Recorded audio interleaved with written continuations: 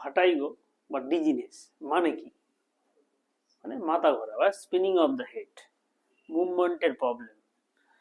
ভাটাইগো বা ডিজিনেস হলে কি হয়? কি হয় বলো?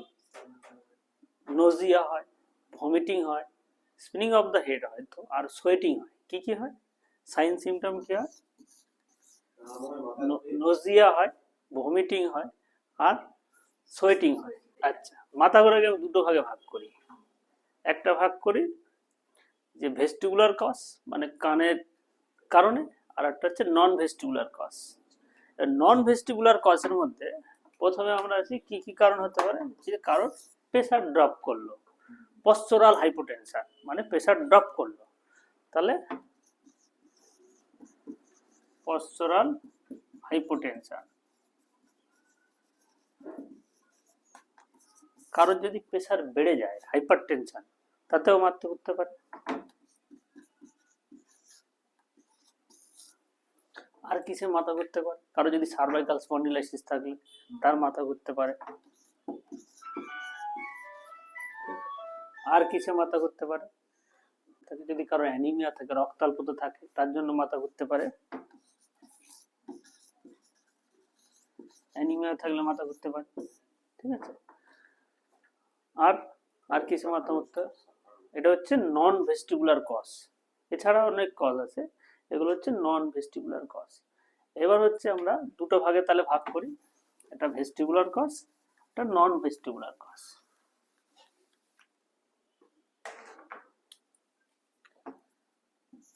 কজের মধ্যে দুটো ভাগে, একটা হচ্ছে ভেস্টিবুলার কজ, একটা নন ভেস্টিবুলার।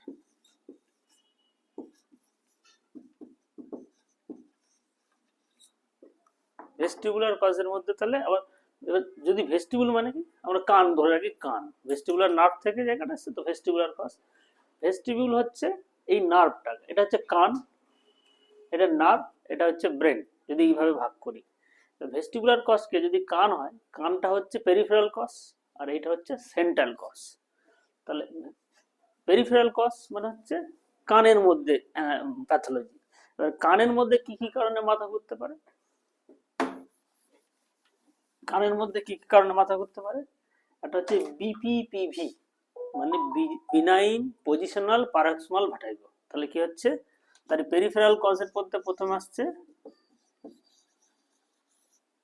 এক নম্বর বিপিপিভি। এটাই কি হয়? বিপিপিভিতে হচ্ছে পেশেন্টের সাময়িক সময়ের জন্য মাথা ঘুরবে, আবার কিছুক্ষণ পরে ঠিক হয়ে যায়। পেশেন্ট কমপ্লেন করবে পার্টিকুলার এরকম যে রাতের বেলা শুয়েছিলাম, শুয়ে থাকার পরে হঠাৎ করে আমার মাথা ঘুরছে, তারপর যেদিকে পাশ ফিরছি আবার মাথা ঘুরছে, আর তার সাথে সাথে বমি হচ্ছে, আর প্রচন্ড হচ্ছে, ঘাম হচ্ছে। সেটা হচ্ছে বিপিপিভি। বিপিপিভি কেন হয়? বিপিপিভি হয় বেসিক্যালি ক্যালসিয়াম কার্বনেট ডিপোজিশন হয়। এইটা হচ্ছে অর্গান অফ কটি, কি বলে? এর তিনটে সেমি সার্কুলার কান থাকে। এই উপরেরটার নাম হচ্ছে সুপেরিয়ার, এটা হচ্ছে পোস্টেরিয়ার, আর নিচেরটা হচ্ছে হরিজন্টাল। তিনটে সেমি সার্কুলার ক্যানেল। বিপিপিভিতে এই সেমি সার্কুলার ক্যানেলের মধ্যে ছোট ছোট স্টোন বলতে পার, বা এগুলোকে ওটোলিথ বলে, এরকম ছোট ছোট ডিপোজিশন হয়। এইটা মুভ করে বলে, মানে যখন মানুষ মুভ করছে, মুভ করার জন্য মাথা ঘুরছে, আবার এদিকে ওই এর মধ্যে থাকছে বলে মাথা ঘুরছে। এটা হচ্ছে বিপিপিভি, বিনাইন পজিশনাল পারক্সিমাল ভার্টিগো। এইগুলো কমনলি নিয়ে আসে, দেখবো অনেক লোক এসে বলে রাতে বেলা ঘুমাচ্ছিলাম হঠাৎ করে হলো, কমনলি এগুলো পাওয়া যায়। নেক্সট হচ্ছে মিনিয়াস ডিজিজ। কি বলে? মিনিয়াস ডিজিজ। মিনিয়াস ডিজিজে কি হয়? এর মধ্যে থাকেটা কি? এই যে সেমিসার্কুলার ক্যানেলের মধ্যে কি থাকে? এন্ডোলিম থাকে, মানে ফ্লুইড থাকে। ফ্লুইডটাকে বলে এন্ডোলিম। এই এন্ডোলিম বেড়ে যায়, মানে প্রচুর পরিমাণে বেড়ে যায়। বেড়ে যাওয়ার জন্য এগুলো ফুলে যায়। তাহলে কি হচ্ছে? এক্সেসিভ এন্ডোলিম হবে। তাহলে কি হবে? এক্সেসিভ এন্ডোলিম। এক্সেসিভ এন্ডোলিম হবে, মানে ফ্লুইড বেশি ডিপোজিশন হবে, ফুলে যাবে। মিনিয়াস ডিজিজের পেশেন্টের প্রেজেন্টেশন কি থাকবে? যখন অ্যাটাকটা হবে তখন পেশেন্টের মানে হিয়ারিং লস হবে, লস অফ হিয়ারিং হবে। কিন্তু বিপিপিতে হিয়ারিং লস হবে না। ঠিক আছে। আর 3 নম্বর কি, ভেস্টিবুলার নিউরাইটিস। এই যে ভেস্টিবুল নার্ভ আছে, এই নার্ভে যদি ইনফেকশন হয়, acute vestibular neuritis, vestibular neuritis, এটা কি জন্য হয়? এটা ভাইরাল ইনফেকশন। তাহলে প্রথমটা বিপিপিভি, এটা কেন হয়? ক্যালসিয়াম কার্বনেট ডিপোজিশনের জন্য। দ্বিতীয়টা হচ্ছে মিনিয়াস ডিজিজ, এটা হচ্ছে এন্ডোলিম এক্সেসিভ হয়ে যায়। এর প্রাইমারি লক্ষণ কি? ইন দ্য অ্যাটাক হচ্ছে হিয়ারিং লস থাকবে, in between the attack hearing loss থাকবে না, অ্যাডভান্স স্টেজের দিকে তখন আবার পার্মানেন্টলি হতে পারে। 3 নম্বর হচ্ছে ভেস্টিবুলার নিউরাইটিস, মানে এই নার্ভে প্রবলেম, এখন হচ্ছে অ্যাকিউট ভাইরাল ইনফেকশন হলে এগুলো হয়। তাহলে এই তিনটে হচ্ছে পেরিফেরাল কজ। এর ট্রিটমেন্ট বিপিপিভি ট্রিটমেন্ট আলাদা, মিনিয়াস ডিজিজে স্টেরয়েড দেওয়া হয়, আবার ভেস্টিবুলার নিউরাইটিসও স্টেরয়েড দেওয়া হয়। ঠিক আছে। এবার হচ্ছে সেন্ট্রাল কজ। সেন্ট্রাল কজ মানে আমাদের ব্রেন। সেন্ট্রাল কজে কি কি হতে পারে?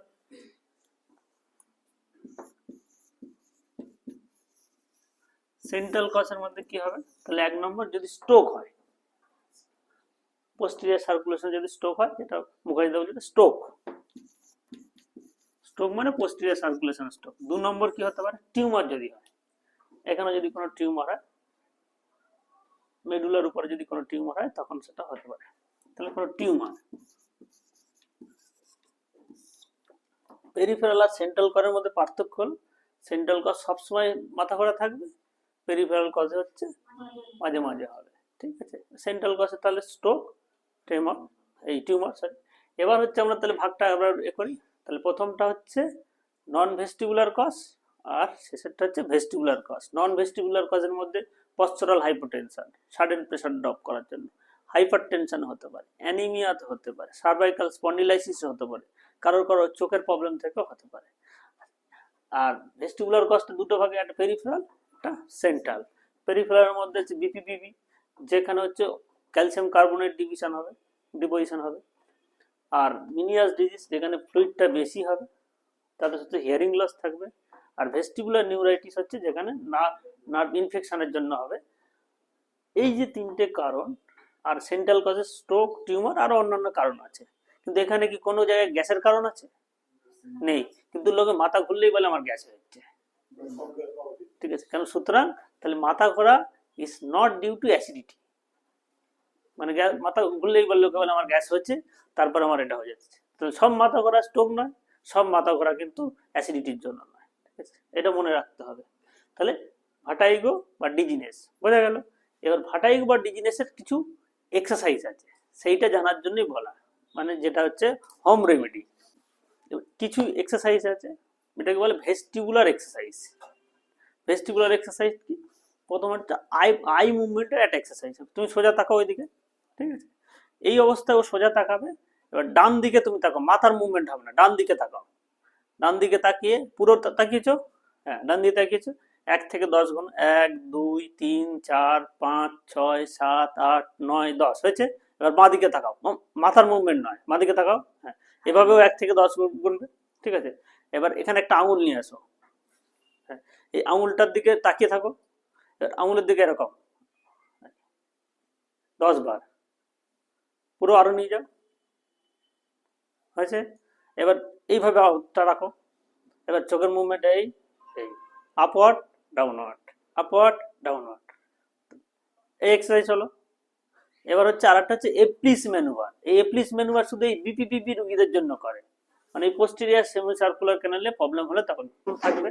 এরপরে যেদিকে অ্যাফেক্টেড সাইট, কি বললাম, যেদিকে অ্যাফেক্টেড সাইট সেই দিকে 45 ডিগ্রি তাকাবে। আমি ধরলাম এর এদিকে অ্যাফেক্টেড সাইট, তাহলে ওর 45 ডিগ্রি তাকালো। ঠিক আছে। আর এই অবস্থায় ও শুয়ে পড়বে, শুয়ে পড়ে এদিকে 45 ডিগ্রি থাকলো। এরকম করে 30 থেকে 60 সেকেন্ড হবে, শুয়ে পড়ে থাকবে, যতক্ষণ না ওর ডিজিনেস বা মাথা ঘোরাটা রিজলভ হচ্ছে। হওয়ার পরে এবার 90 ডিগ্রি আনএফেক্টেড সাইড, তাহলে এদিকে 45, এদিকে 45, 90 ডিগ্রি আনএফেক্টেড সাইড, প্রেফারেবলি এর তলে একটা বালিশ থাকলে 10 to 20 ডিগ্রি ফ্লেকশন হলে ভালো হয়। তাহলে 90 ডিগ্রি আনএফেক্টেড সাইড থাকলো। এভাবে আবার 30 থেকে 60 সেকেন্ড হচ্ছে শুয়ে পড়ে থাকবে, যতক্ষণ না ওর ডিজিনেসটা কমবে বা রিজলভ করবে। আরও 45 ডিগ্রি আর একটু করো, এইভাবে থাকবে কারণ 30 থেকে 60 সেকেন্ড। এইভাবে থাকার পরে ও এই অবস্থায় উঠবে। ওটা ওটা ঝুলিয়ে দাও। এটা হচ্ছে এপ্লিস ম্যানুভার। যদি কারো বিপিপিবি করা হয় মানে হয়, তাই এটা করলে সঙ্গে সঙ্গে কমে যাবে। বুঝতে পেরেছো? কারণ সেমি সার্কুলার কেন, ধরো সেমি সার্কুলার কারণ নেই, আমরা যখন প্রথম 45 ডিগ্রি করছি তাহলে ধরো স্টোন এখানে আছে, তাহলে প্রথম 45 ডিগ্রি করছি তাহলে স্টোনটা এই ঢুকে গেল, আবার 45 ডিগ্রি করছি এই চলল, এইভাবে তো স্টোন ওটোলিথটা বেরিয়ে আসবে। ঠিক আছে, এই জন্য এটা করা। এটা এপ্লিস ম্যানুভার যদি কারোর হয় বিপিপিবিতে, এটা করলে সঙ্গে সঙ্গে ডিজলভ করে আর হবে না।